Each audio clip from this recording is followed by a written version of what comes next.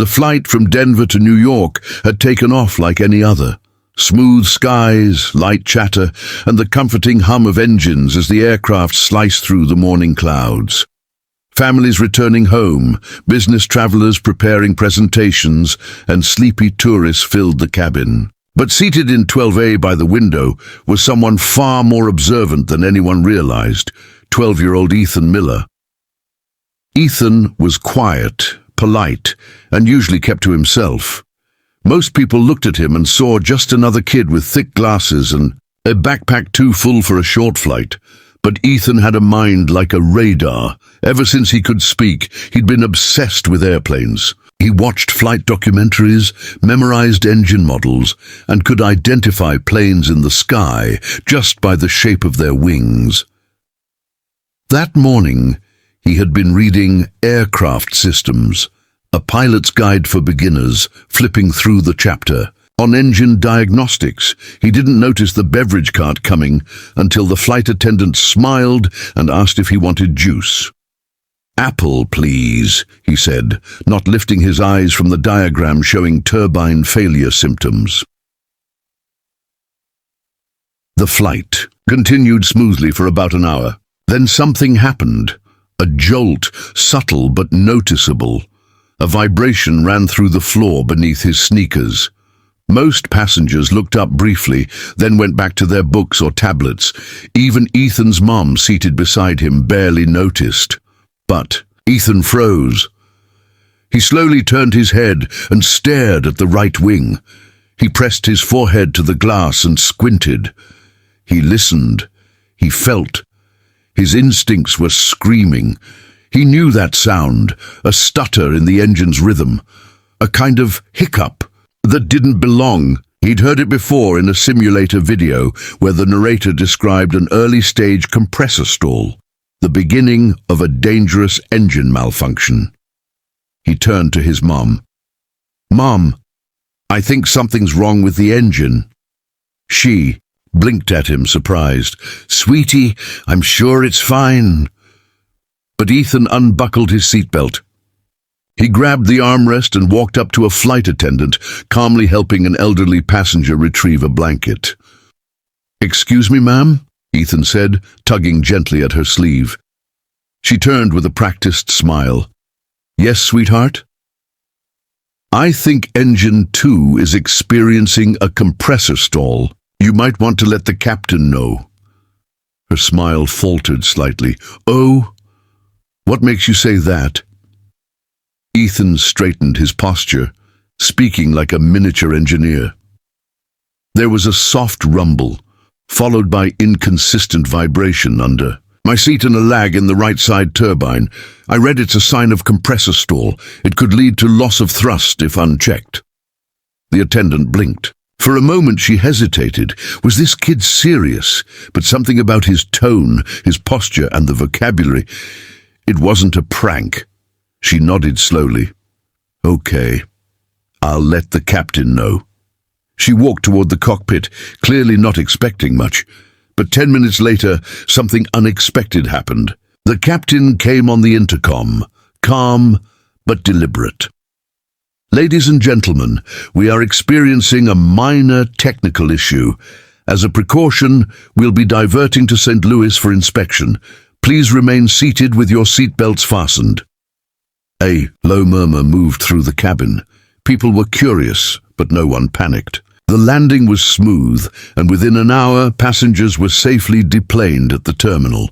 What they didn't know, what only the captain, his crew, and a handful of mechanics would learn later, was that Ethan had been absolutely right. The plane's right engine had suffered the beginning stages of a compressor stall. If left unnoticed, it could have resulted in engine failure at high altitude, possibly even a catastrophic incident. That night, while the rest of the passengers resumed their journeys on alternate flights, Ethan and his mum were quietly approached by airline officials. A tall man in a blue suit introduced himself. "Mrs. Miller, I'm part of the airline's safety response team. We understand your son may have brought something important to our crew's attention." Ethan, clutching his aviation book, nodded shyly. "May I ask how you knew?" The man asked, astonished. "I heard the vibration pattern. It didn't match what I've read or listened to in normal engine operation," Ethan said softly. The man stared at him for a long second, then smiled. "You may have just saved over 180 lives today." Word traveled fast. The next morning, the story was picked up by a local news outlet. 12-year-old aviation enthusiast helps avert mid-air emergency. Social media lit up. Interviews were requested. Reporters reached out. But as Ethan sat on his bed, brushing his fingers over the edges of his worn flight manual, a knock came at the door.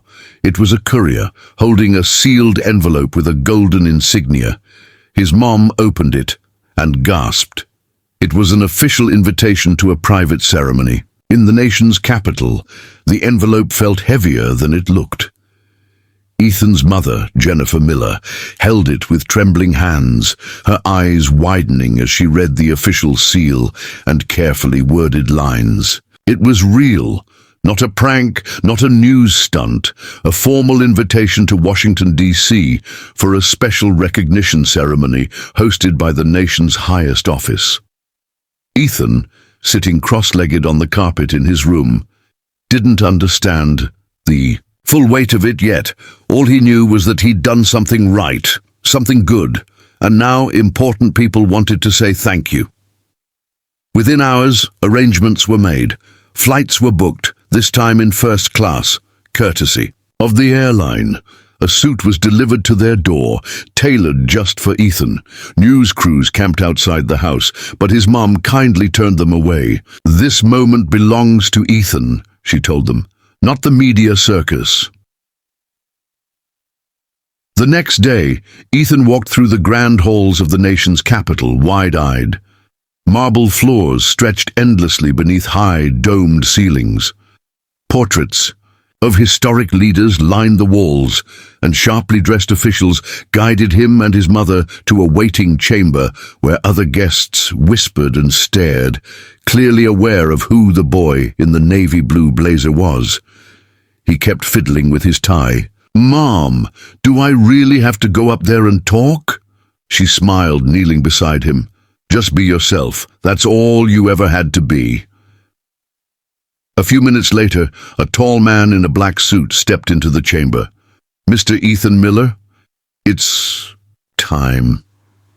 Ethan swallowed hard. They led him through two large doors that opened to a bright, majestic room filled with press, top aviation officials, and national leaders.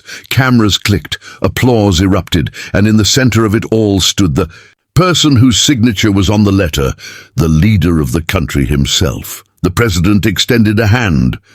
"Ethan Miller, it's an honor." Ethan shook it shyly. The president smiled warmly, then turned to the crowd.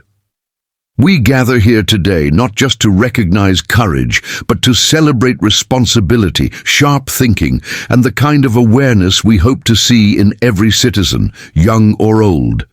When a 12-year-old boy saw something wrong aboard a commercial flight, he didn't stay quiet. He spoke up, and because he did, nearly 200 lives were kept out of harm's way. Gasps and soft clapping filled the room. "Ethan, you didn't just spot a mechanical issue. You reminded all of us that knowledge, no matter where it comes from, can save lives." A small box was opened, and a gleaming medal of civilian bravery was pinned to Ethan's jacket. His eyes widened. The crowd stood in a thunderous ovation. When the ceremony ended, dozens of people lined up to shake his hand. Engineers, pilots, cabinet members, even astronauts. One aerospace director leaned in with a smile and said, "You're going places, Ethan. Let us know when you're ready for your first internship. We'll save you a seat at NASA." Ethan blushed, barely able to speak. That evening, he and his mother stood on a hotel balcony overlooking the Capitol building. She wrapped her arms around him. "You proud of yourself?" she asked gently. He nodded. "I didn't think they'd listen. I thought they'd laugh at a kid talking about engines." "They didn't," she said, "because what you said mattered. and you believed in it. Ethan looked up at the stars that night, the same ones that guided every flight he'd ever watched. But now they felt closer, almost within reach.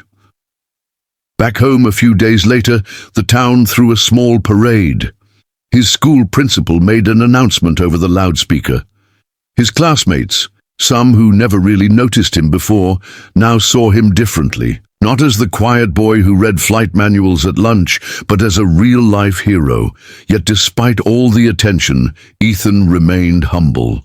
He returned to reading, studying, dreaming of the sky.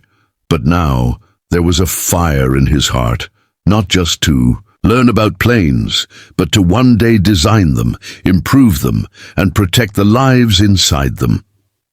His story traveled across continents. Aviation schools referenced it in their training.